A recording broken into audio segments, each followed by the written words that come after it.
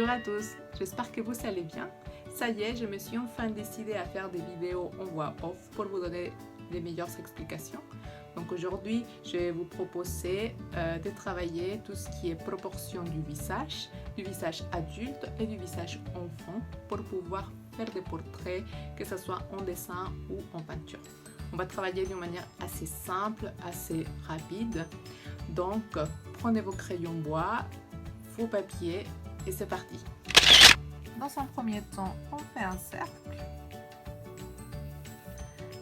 On va le faire à main levée. Voilà, on va trouver les milieux. Je prends la mesuration du demi-cercle et je repositionne vers le bas. Ensuite, je pars des côtés du cercle et je vais faire un trait jusqu'au petit trait que j'ai dessiné ici. Maintenant, on va effacer ce qui est au milieu. On va juste garder la tête.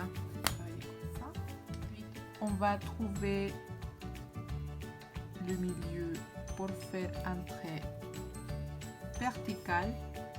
N'oublions pas qu'un visage, c'est symétrique. Donc, c'est très important que les deux côtés soient pareils. Ensuite, on va trouver les centres de la totalité, les milieux de la totalité. Donc, moi, je pense qu'il est plus ou moins par là. Donc, je vais faire aussi un trait tout au début de la tête, tout en haut, et un tout en bas, au niveau du menton. Alors, la ligne numéro 2, c'est une ligne très importante parce que là, c'est la ligne des yeux. Donc, on va dessiner les yeux ici. Je fais des petits points pour me repérer, en fait.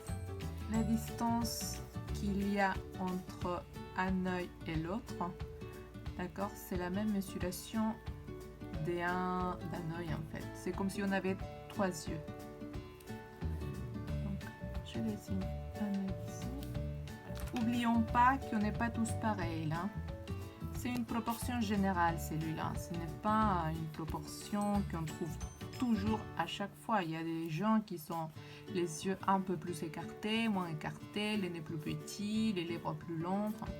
On est tous différents. Mais avec ces proportions-là, on peut se repérer au moment du dessin. Après, on peut faire quelques variations, il n'y a pas de souci. Alors, entre les lignes numéro 2 et numéro 3, vous allez diviser en 3 parties.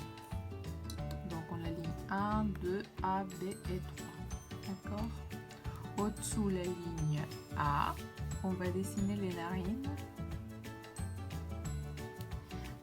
Ensuite, si je fais un trait qui part du début de l'œil et qui descend jusqu'en bas verticalement, comme ça. Normalement, les narines, ils doivent coïncider juste là. Ils doivent aller jusqu'à cette ligne. Pour dessiner les lèvres, je vais me repérer par rapport à la ligne B. Donc, je vais les dessiner au-dessus. De quelle taille elle est une bouche? Si vous voyez les pupilles et vous faites un trait pareil, vertical qui va jusqu'en bas, normalement la bouche, elle doit aller jusque là.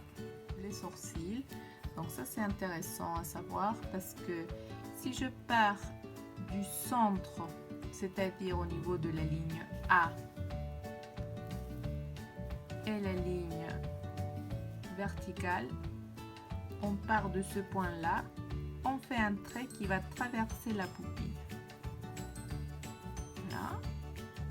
Et c'est pareil, ensuite je fais un deuxième trait qui va passer juste à côté du coin de l'œil. Les sourcils ils commencent pareil au niveau du début de l'œil. Ça monte, ce n'est pas un trait droit, hein. Ça monte un petit peu jusqu'au trait qu'on a fait tout à l'heure, qui part du nez et qui passe par la pupille. Et ensuite, ça descend jusqu'au trait qu'on a fait, qui passe pareil par le bout du nez, jusqu'au coin de l'œil. On l'a prolongé. Donc, ensuite, pour l'oreille, on part de la ligne 2, donc la ligne des yeux.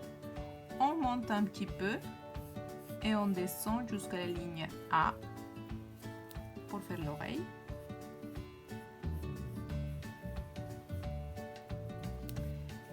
Et notre visage, il est là. Je vais faire un garçon, donc je vais faire une coiffure des garçons.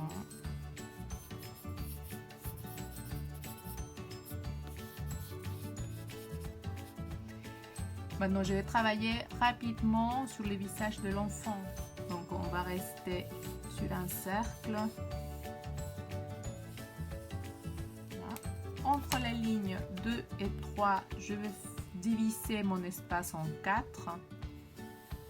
N'oublions pas que les visages que je vous montre, ce sont des visages qui sont droits devant moi. Le visage, il regarde droit, il ne regarde pas vers le haut, il ne regarde pas vers le bas. D'accord ? Quand on dessine quelqu'un qui est en train de regarder d'un côté ou de l'autre, il y a d'autres choses à mettre en place. Pour le moment, c'est juste pour vous donner une idée des proportions. À différence de l'adulte, en fait, la ligne de l'enfant, ce n'est pas la ligne 2. La ligne de l'enfant pour ses yeux, c'est la ligne A. Donc, j'ai la ligne. Les yeux, c'est exactement pareil que les yeux d'un adulte. Hein. C'est une des parties du visage qui ne change pas du tout. Donc, on va dessiner les yeux ici. C'est la même proportion. Hein. La distance qu'il y a entre un œil et l'autre, c'est la même taille d'un œil. On retrouve déjà un peu le visage de l'enfant. Ensuite, au niveau de la ligne B, on va travailler le nez, on va dessiner le nez. Au niveau de la ligne C, on va retrouver la bouche. Elle est un petit peu plus petite. Hein. Les sourcils, c'est au niveau de la ligne numéro 2. Chez un enfant, les sourcils, ils ne sont pas trop marqués.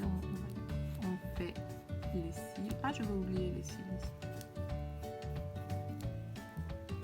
Ah, il y a quelque chose que j'ai oublié. Je vais vous montrer tout de suite.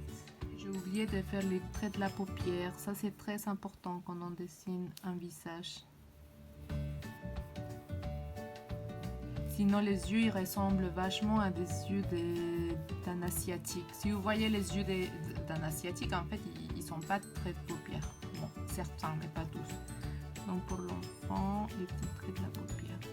Alors pour l'oreille, c'est pareil, ça part de la ligne des yeux, hein, donc A, et ça descend jusqu'au B. Et ensuite, je vais faire sa petite coiffure. Vous voyez, on retrouve tout de suite les proportions. Ça aide vraiment beaucoup au moment de réalisation des tableaux, des dessins, des portraits. J'espère que la vidéo vous a plu et puis j'espère que ça va vous servir aussi. Et on se verra une prochaine fois.